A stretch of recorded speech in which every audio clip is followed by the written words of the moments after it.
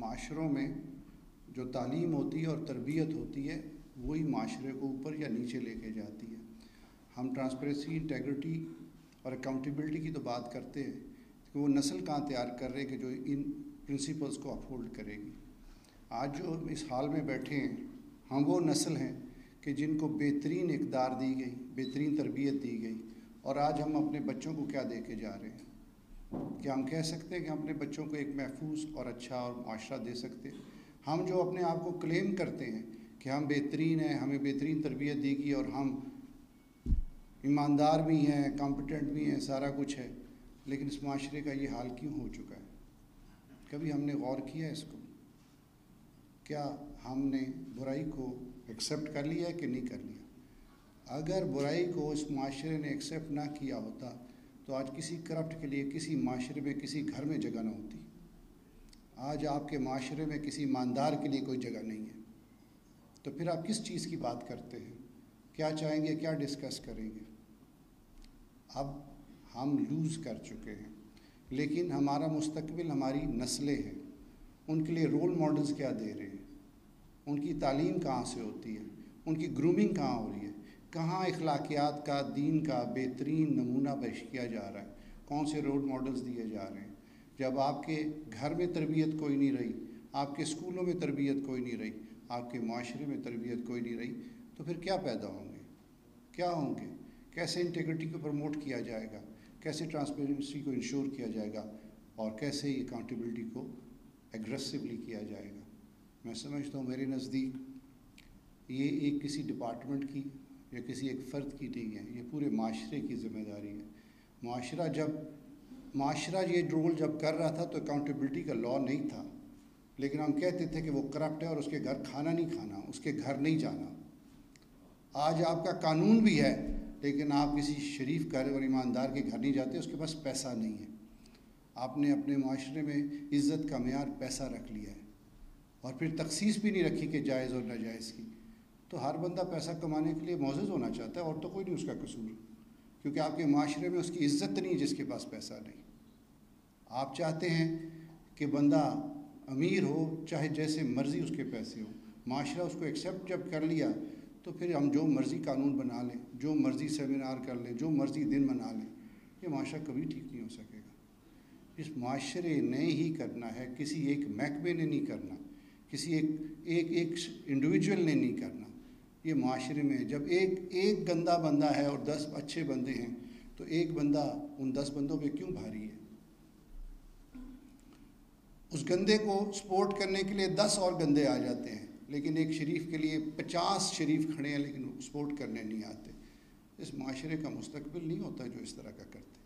میں کوئی آر نہیں سمجھوں گا کہ اگر آج بھی ہم نے سچ نہ بولا اور اپنی غلطیوں کو تسلیم نہ کیا تو ہم کبھی ٹھیک نہیں ہو سکیں گے. کیوں ہم کہیں کہ ہم بہترین ہیں؟ ہم بہترین نہیں ہیں، ہم گر چکے ہیں. ہمارے اصل ایشو معاشی نہیں ہے، اخلاقی ہے. اور اخلاقیات کی کہاں تربیت ہو رہی ہے؟ کہاں ٹریننگ کی جا رہی ہے؟ میرے گھر میں کیا میں تربیت دے رہا ہوں اپنے بچوں کو؟ استاد اپنے شاگرد کو کیا تربیت دے رہا ہے؟ اور آرگنائزیشنز میں کیا کلچر ڈیولپ ہو رہا ہے؟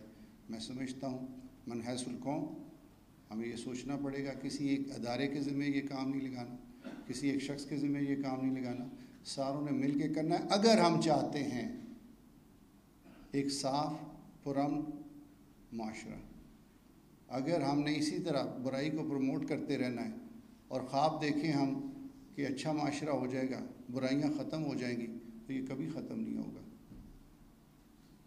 امر بالمعروف اور نہی عن المنکر، قرآن تو بالکل واضح ہے، بالکل صاف کہہ دیا گیا نیکی کے لیے کھڑے ہو جاؤ اور برائی کو روکو. آج نیکی کو تو روکا جاتا ہے اور برائی کے لیے سارے کھڑے ہو جاتے ہیں.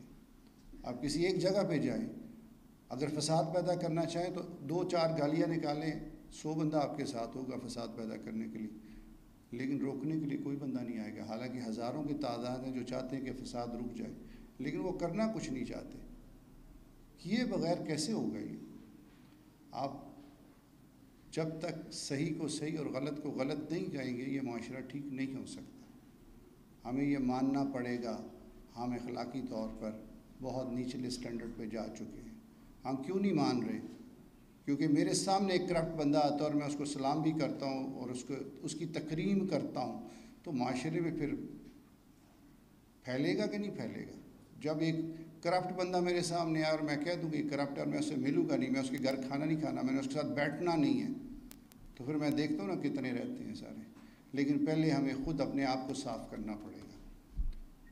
میں اگر خود ہی صاف نہیں ہوں تو میں کسی سے کیا ایکسپیکٹ کروں گا؟ میں کسی نہ، یہ کرپشن کو ہم نے صرف لین دین کا، پیسے کا لین دین بنا لیا ہے. Corruption is a wider term. We are just counting کہ جو لین دین ہے that is a part, that is called bribery. ہم برائبری سے اوپر جا چکے ہیں بہت زیادہ. ہم مورلی، انٹلیکچولی، ریلیجسلی بھی کرپٹ ہو چکے ہیں. ہماری کوئی چیز بھی سیدھی نہیں ہے. لیکن ہم یہ دن منا کے کم از کم یہ احساس کر رہے ہیں کہ شاید چیزیں ٹھیک ہو جائیں. We are going to promote the integrity and we are going to promote the transparency and we will ensure the accountability. That is impossible. جب گواہی دینے ہی کوئی نہیں آتا، جب گواہی نہیں ہوگا تو قانون کیا کرے گا؟